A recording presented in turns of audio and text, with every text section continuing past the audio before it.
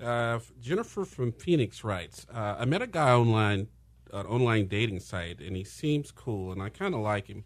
However, he seems to be very manipulative, and on his Facebook profile, he has close to 800 Facebook friends. And most of the pictures on his profile are him posing with different women. Should I do a background check on him before I get really involved with this guy, or should I do a background check with all the guys I meet online before I date them? I have had my heart broken before, and I don't want to invest time again in a relationship and have it broken again.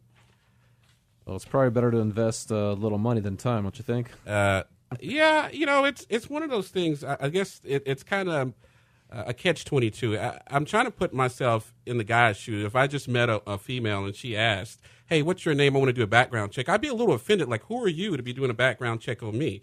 But at the same time, for a safety issue, yeah, because there's a lot of guys out there pretending to be somebody they're not. But the best advice I would give Jennifer is run. Run fast, Jennifer. This guy's bad news. Don't even waste your time and effort. The fact that she's even asking the question, she's already answered her own question. Yeah, there you go. Wow. Yeah, it's not worth it. If you're just a casual relationship, just go the other way. All right, what else we got? Okay, I have a guy, JR from, he just says from North Arizona. I recently had my car repossessed while I was at church on Sunday. Is it legal for repo guys to do that? Believe it or not, in some states it is. I think years ago in Tennessee, don't quote me, but it was illegal to repossess on a Sunday. It was illegal. Yeah, it was illegal. Okay. It was illegal to repossess a vehicle on a Sunday. So what I would do is I'd wait to 12:01 a.m. Monday morning and get it. But, yeah, it was actually legal to repossess on a Sunday. But my thing is, if he got it repossessed at a church, I just don't think he was praying enough. Probably not. Oh, well, it happens, brother. It happens. So I don't know what to say about that one. Well, I know in Arizona you could do, they call self-help repossession as long as there's no breach of peace. So as long as you're not... Now, if you're out there trying to get it and they come out and tell you to leave, you do have to leave. So that's just something to... Yeah, if you get the police involved, either way, I've seen the police come out and they say, well, since the vehicle's already hooked up, go ahead and let them take it. But a lot of times the police would say, you know what, just causing way too much trouble, get it some other time and just, keep the peace, that sort of thing. And I have one more question. This is Karen from Riverside, California. She writes, I was thinking about locating an old boyfriend from 10 years ago. We were deeply in love and engaged once, but it didn't work due to his ex-wife interfering with our relationship. We ended our relationship on good terms and slowly drifted apart. After all these years, I still have feelings for this man, and I would like to know if he has the same. I would like to hire a PI to locate my old boyfriend, but I'm not sure if it's a good idea because he could be happily married, and I don't want to be a home wrecker. What should I do?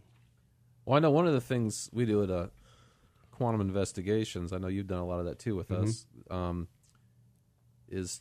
they call it skip tracing. Basically, it's finding people. Right. And we do a lot of that and done that for years. And in a situation like that, when it's an individual trying to find somebody else, whether it's a guy trying to find an old girlfriend or vice versa, I always let them know, well, that's something we'll do for you, but I'm going to contact the other person and I'm going to get permission to give them your information. Right. Yeah, we make them fill out on the contract. We'll contact them first. And sometimes the other person will say, that's thoughtful that they were concerned about me, but I'm happily married, I'm in a relationship, and I just want to leave it at that. And that way, it kind of saves face versus, we're finding them, and then they go meet them somewhere, and there's this family, and the guy's going like, oh, that sort of thing or whatever. So not only it's less creepy, too, than this woman just shows up 10 years later. And what I always tell people is I don't want to read about it on the news. Right. So that's why you're going to have to, we're going to contact them and give your info or get permission to. Right. I think that's the best way. Sometimes it's better just to leave it alone. As from your years of experience, what is the most interesting case you've ever investigated?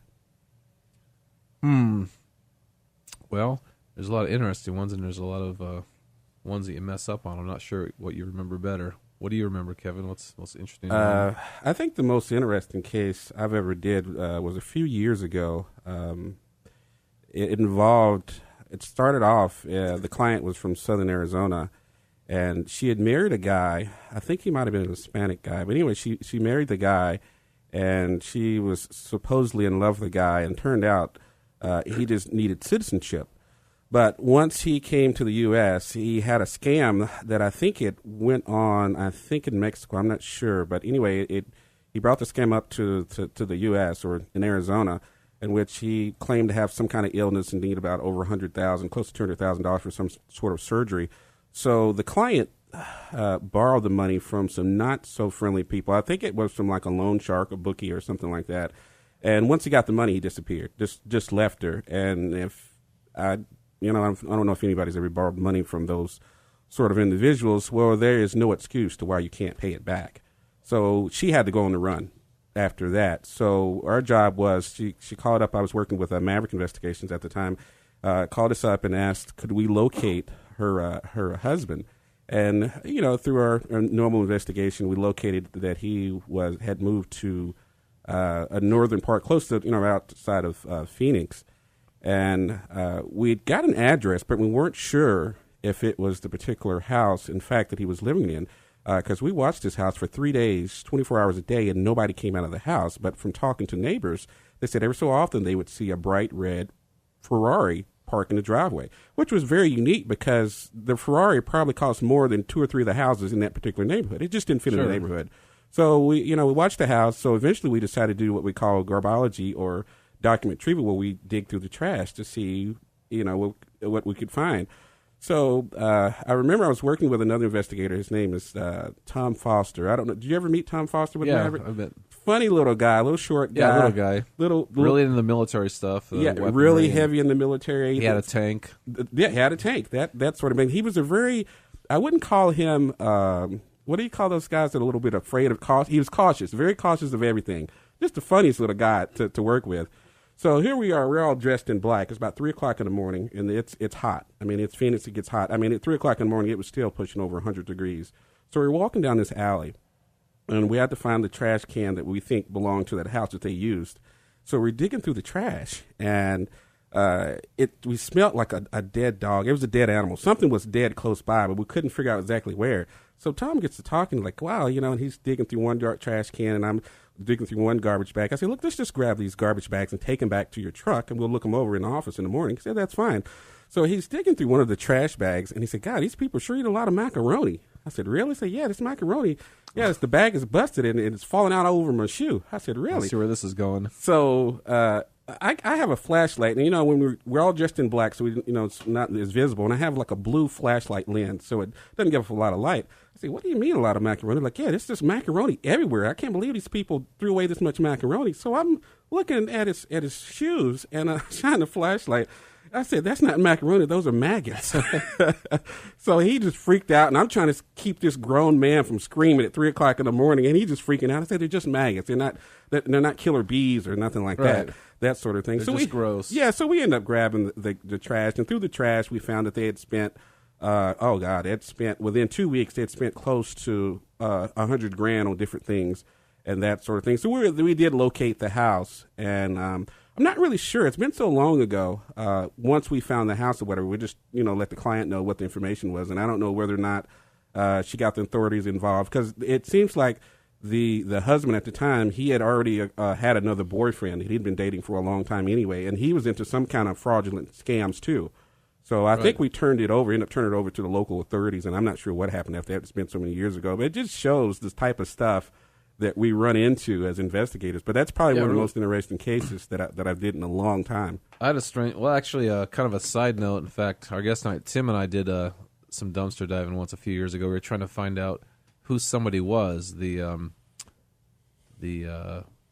husband was worried about who this guy was that was with his kids because he was living with his ex-wife.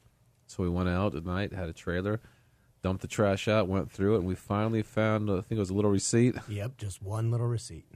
It had his name on it. From that, we got everything. So it just goes to show you the little thin spider thread that you could find. Now, I thought of a somewhat interesting case while you were talking, Kevin. Basically, this is a few years ago, and there was a retired federal agent, and she was a sharp gal, but her husband had died recently, so she was kind of despondent, and she sort of fell for one of these scams. It's just a variation of the African scams that come out of there, and basically she was helping a guy out. He supposedly had a sick child. She gave him some money, and then the guy wanted some more money because he had to do some more treatments for his son, and she figured something was up by then. And she, like I said, this is a former federal agent. She wasn't a dummy. It just, just her state of mind at the time, she fell for it. So I looked into it, and I said, well, this is definitely, of course, you're not, on almost any of those, it's just about impossible to find out who's doing it because they go through so many different levels of, on the internet, and that's how he was communicating. And then they have these, they have burner phones that don't go back to anything. But anyway, basically, I looked into it and said, well, this is definitely a scam, and the best way to probably get rid of it without any type of repercussions you have to worry about is turn the tables on the guy. When you talk to him again or when he emails you again, ask him for some money. Say, listen, I gave you some money that I didn't have, and now I've got to do this or do that, and I need some money. Can you help me out, please? And I said, you'll probably never hear from him again. If it is a him, you never know. You don't know who's on the other line. But so long story short, that went away. So that's that was kind of interesting. Like I said, she was a federal officer, former. She was no dummy, but anyone could fall for a scam in the right time. Yeah. There's a tons of other cases that are a little bit more interesting than the one that I spoke of. It's just I can't talk about it on the air. Right. Yeah, that's a little bit more detailed, it's just a lot of the stuff we can't even talk about.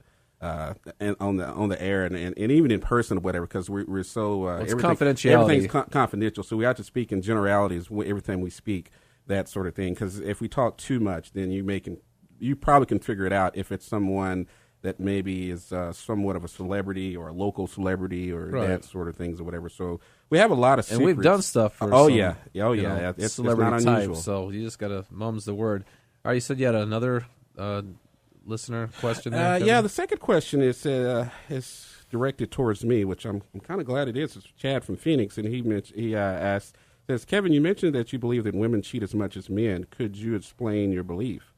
Is there a scientific study you did, Kevin, or what? Yes, there was. As a matter of fact, there was. It was called the Kevin study, and and I'm always right. But no, from years of investigating cases, and I think the biggest thing, the reason why I say that women cheat just as much as men do, is the internet and these smartphones or whatever. And I hear these stories all the time where, I thought my girl, she was a good girl, and I hate that phrase, she's a good girl. She was a good girl, and all of a sudden I found out she was having an affair with my best friend, or, that's famous last words, yeah. Yeah, and these guys are devastated from that. And I tell people anything is possible, but the internet just made it so much easier to do that because you can get on these dating websites.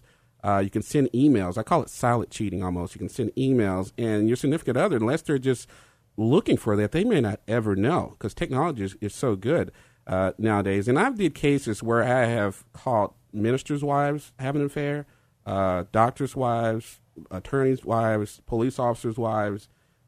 You can name it, and I've caught them. And I wasn't surprised. And well, hold on, that minister's wife was kind of surprising because she'd been married to him for over 20 years. That kind of caught me by surprise because she not only was she having an affair with one guy, she was having an affair with another guy. So that was kind of surprising, but well, it just goes to show you. And at one time, it probably, in my unscientific opinion, it probably was more men than women at one time. At one time, but women they've caught up. They've caught up on things. So, I had a case once where a wife was looking into her husband, thinking that he was having an affair, and I think I talked about this when we had our show on. Looking up public records. Well, this guy was married in 2 different counties in Arizona, and she was wondering how this could happen. I said, well, there's no one depository for all these records. So he could, there's people that have been married in several different states and counties or what have you, and they don't know. The right hand doesn't know what the left hand's doing, so that's just what happens. Yeah, it happens. And like I said, if anybody wants to discuss that, just call in. And we'll talk about it even more or whatever. I'm a firm believer they cheat just as much, if not more. So if anybody can prove me wrong, let me know. Call in, and we'll talk about it. But like I said, from my years of hundreds of hours, if not thousands of hours of watching people, it's not unusual. It's not unusual. And I think, I don't know if it's become more acceptable or if they say, look, if men can do it, we can do it too. That type of attitude or whatever. But there have even been books written about that sort of thing that they have caught up with cheating. With a lot of things, yeah, definitely. And it's All right, we're about ready to go to another break. Again, if anyone